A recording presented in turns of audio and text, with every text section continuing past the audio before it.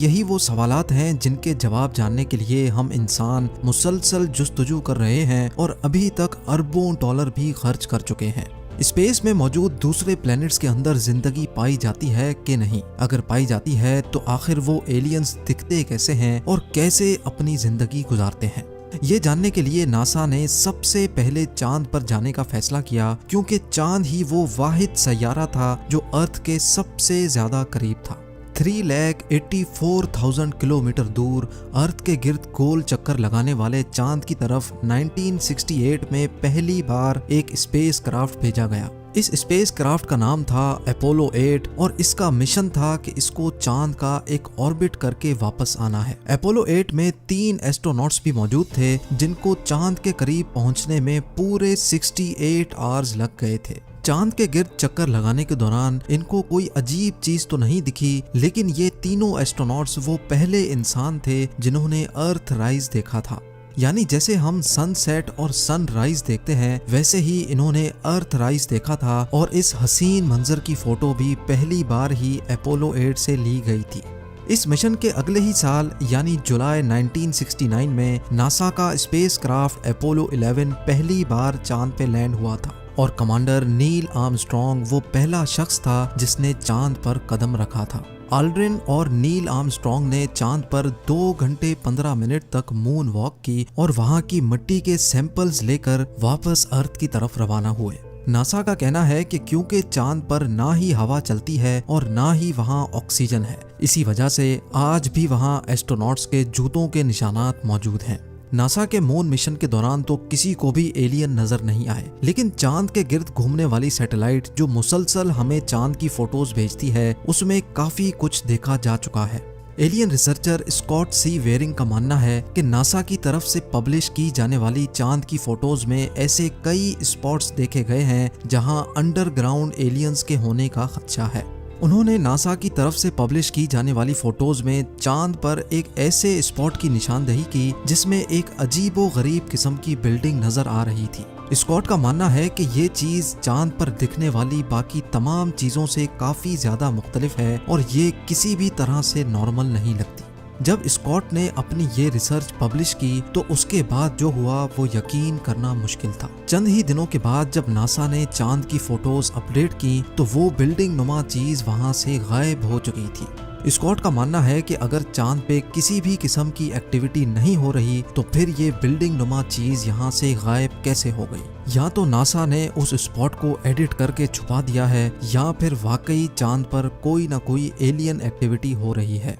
बात सिर्फ चंद फोटोज में दिखने वाले स्ट्रक्चर्स की ही नहीं है। साइंटिस्ट को चांद की डार्क साइड पर, यानी वो साइड जो हमें अर्थ से नजर नहीं आती, वहां एक बहुत बड़ा एरिया मिला है जो चांद के बकाया हिस्से से काफी ज्यादा मुख्तलिफ है।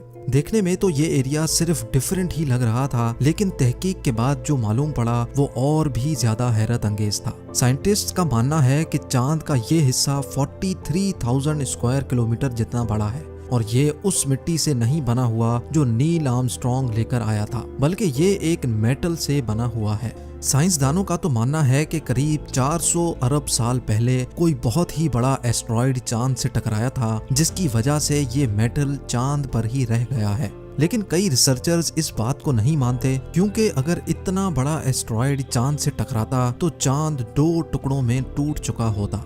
उनका मानना है कि मेटल से बना चांद का ये हिस्सा यहाँ मौजूद अंडरग्राउंड एलियन सिविलाइजेशन की निशानी भी हो सकती है। चांद से हटकर अगर मार्स की बात की जाए तो अभी तक हम 21 रोबोट्स मार्स पर भेज चुके हैं। मार्स, जिसको रेड प्लेनेट भी कहा जाता है, वो जमीन से करीब 40 करोड़ किलोमीटर दूर है। लेकिन सूरज के गिर्द चक्कर काटने के दौरान हर 2 सालों के बाद एक दिन ऐसा भी आता है जब मार्स अर्थ से काफी ज्यादा करीब हो जाता है और उस दिन ये डिस्टेंस सिर्फ 6 करोड़ 20 लाख किलोमीटर रह जाता है। ये डिस्टेंस भी कोई इतना ज्यादा कम नहीं है। अर्थ से मार्स तक अभी तक जो भी रोबोट्स भेजे गए हैं उनको वहां पहुंचने में पूरे 7 महीने लग जाते हैं। मार्स पर भेजे गए 21 रोबोट्स में से 17 रोबोट्स तो वहां लैंडिंग के दौरान ही क्रैश कर गए, जबकि सिर्फ 4 रोबोट्स ऐसे हैं जो वहां कामयाबी से लैंड कर गए और अभी तक मिशन पे हैं।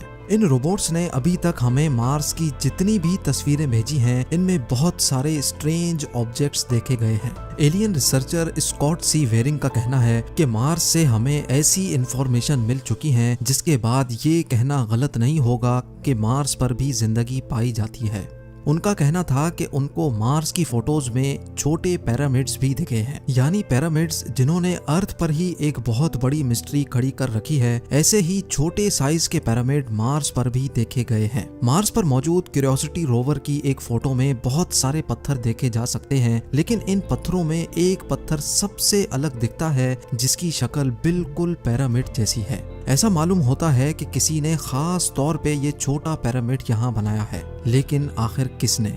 स्कॉट का मानना है कि मार्स पर छोटे छोटे कद के एलियंस मौजूद हैं जिन्होंने ये छोटे पिरामिड्स बनाए हैं। क्यूरियोसिटी रोवर जिसको बनाने में नासा के $2.5 अरब खर्च हुए थे, उसने मार्स पर लैंडिंग के बाद हजारों फोटोज भेजी हैं। ज्यादातर फोटोज में सिर्फ पत्थर और पहाड़ देखने को मिलते हैं, लेकिन चंद फोटोज ऐसी भी हैं जिन्होंने इंटरनेट पर काफी ज्यादा सवालात खड़े कर दिए हैं, क्योंकि इन फोटोज में कुछ न कुछ एबनॉर्मल जरूर है।